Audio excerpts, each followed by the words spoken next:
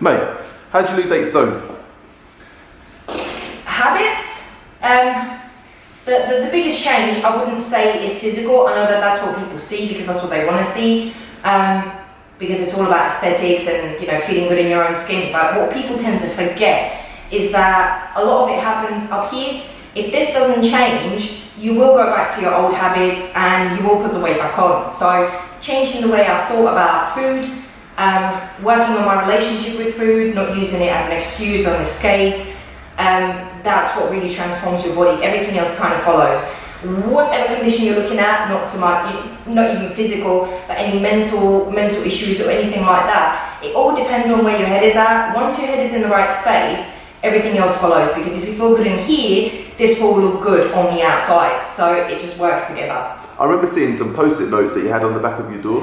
So you've got obviously like a few tactics that you used. Can you explain a bit more about that? So the reason why I did the post-it notes is because you can't rely on motivation, okay? Motivation lasts for a period of time, then life gets in the way, relationships happen, family, work, all of these things just build up, and you can't be motivated to get up at 5 a.m. and go and do your cardio every day. So you rely on routine. And those little post-it notes, they were just little mantras that I just read every single day. They were originally, before they ended up on my door, they were actually around my mirror. So every day when I was doing my hair and putting my makeup on to go to work, I would just read them out loud until they became something solid that I physically believed. Because it's not something that you just, cha-ching, you wake up one day and ta-da, I'm a fitness guru. That's not how it happens. It's a process over time of changing your habits and changing the way you think about yourself and food and exercise.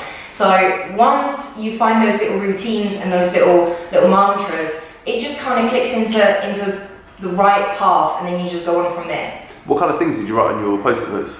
There was a fair few, but some of the favourite ones were, if it was easy, everyone would be doing it.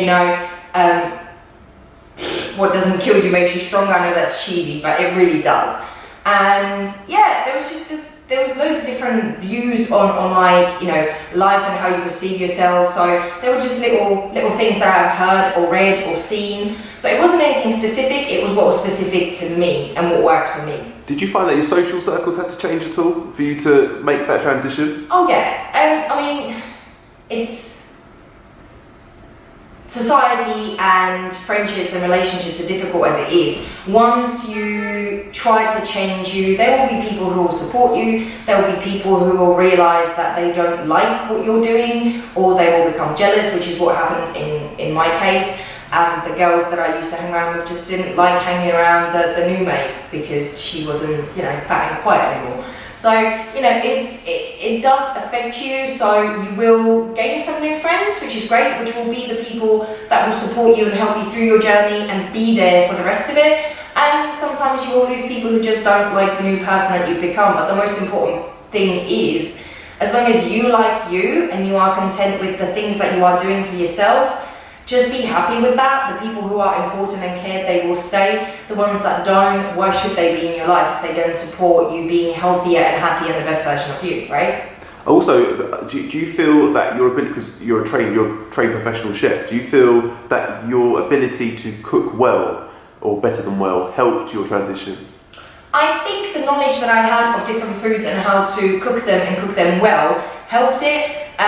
But dieting doesn't have to be daunting. It doesn't have to be bland chicken and broccoli and brown rice. Those are myths. Food can be really enjoyable and really tasty without all the extra, added stuff that doesn't need to be in there, like sauces and processed sugars and, all of these glazes and things. You can do dry rubs, you can do loads of things. Just because it's healthy doesn't mean that it's going to be bland. So it definitely helped that I had much bigger knowledge of how to cook food, how to prepare it and how to season it. But because I'm classically trained, a lot of it is butter, sugar, cream, lots of heavy things that I shouldn't be eating. So I had to find substitutions for that, which means I could still eat really well and really tasty food, just on much, much lighter, less calorific note. And if someone wants to make the same transformation that you did, is there a way that they can contact you? Yes, you can drop us a message on any of our social media or just contact the clinic via phone.